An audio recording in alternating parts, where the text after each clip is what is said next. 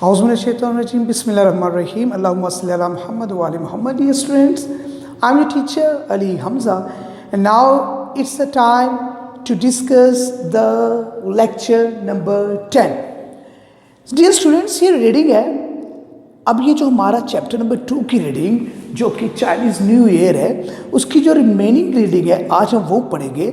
उस remaining reading में हमारे पास आ जाएगा paragraph number 4, 5, 6 and 7. So let's start. Reading out करते हैं. हमारे पास पेज नंबर 17 में चैप्टर नंबर 2 पेज नंबर 17 में paragraph number 4 on the above of the Chinese new year. चीनी एव कहते हैं मौका अ पीरियड. मौके पर ऑफ द चाइनीज ईयर चीनी नए साल के इट इज़ कस्टमरी, ये एक रिवाज है, to visit relative and partake in a large dinner. Visit relative रिश्तेदारों के पास आया जाया जाता है. And partake in a large dinner, partake हिस्सा लिया जाता है इन अ लार्ज डिनर, एक बहुत बड़े खाने में, एक बहुत बड़े शाम के खाने में. Where a large number of specific food, जहाँ पे बहुत तादाद में स्पेसिफिक ख़ास किस्म के फूड्स खाने आर सर्व्ड, वो पेश किए जाते हैं. It is typical for a Chinese family, ये बड़ा आम है, टिपिकल आम है चीनी ख़ानदान के लिए, टू मेक 8 to 9 डिशेस, कि वो 8 से 9 तरह के खाने बनाते हैं फॉर द न्यू ईयर्स एव डिनर. इस नए साल के मौका के खाने पर वो 8 से 9 तरह के खाने बनाते हैं.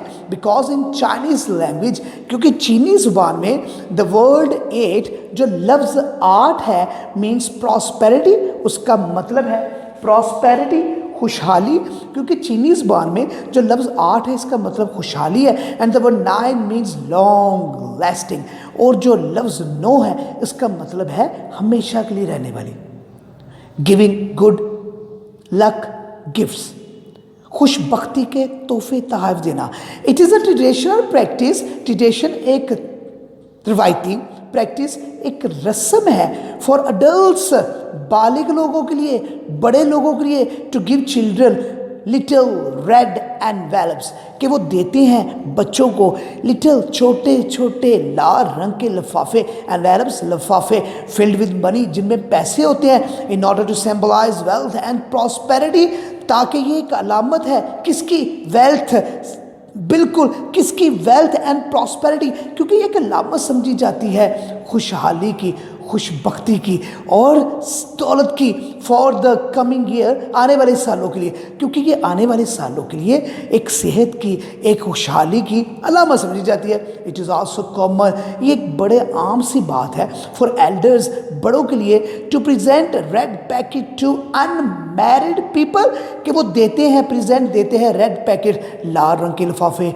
To unmarried members of the family, घर के गैर शादीशुदा, घर के कवारे अफराद को वो लाल रंग के लिफाफे भी देते हैं. Envelopes are not to be opened, और ये लिफाफे खोले नहीं जाते. कब?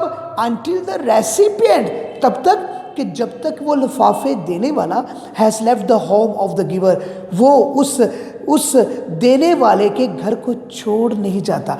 ये जो लिफाफा है ये तब तक नहीं खोला जाता, अनटिल द रेसिपिएंट, जब तक कि ये लेने वाला, लिफाफा जो लेने वाला होता है वो क्या होता है, हैज़ लेफ्ट द होम, वो चला नहीं जाता, घर नहीं छोड़ देता. किसका? ऑफ द गिवर, देने वाला. यानी कि वो जो देने वाला होता है, वो जो देने वाला होता है वो तो लिफाफा दे देता है, लेकिन ये जो लिफाफे हैं ना, ये खोले जाते तब तक कि जब तक वो जो लेने वाला है ना, वो उस देने वाले के घर को छोड़ नहीं जाता. ऑर्निंग द एनिमल्स, जानवरों को इज्जत देना. एवरी ईयर, हर साल, इज एसोसिएटेड, वो मुंसलिक होता है, वो जुड़ा होता है with one of the 12 animals, 12 जानवरों के साथ, ऑफ द चाइनीज ज़ोडिक, चीनी बुर्ज के मुताबिक, ज़ोडिक कहते हैं बुर्ज. तो हर साल जो है वो चीनी बुर्ज के मुताबिक 12 जानवरों से जुड़ा होता है. यानी कि 12 जानवरों के नेम, उन्होंने हर साल में 12 जानवरों के नेम रखे हुए हैं.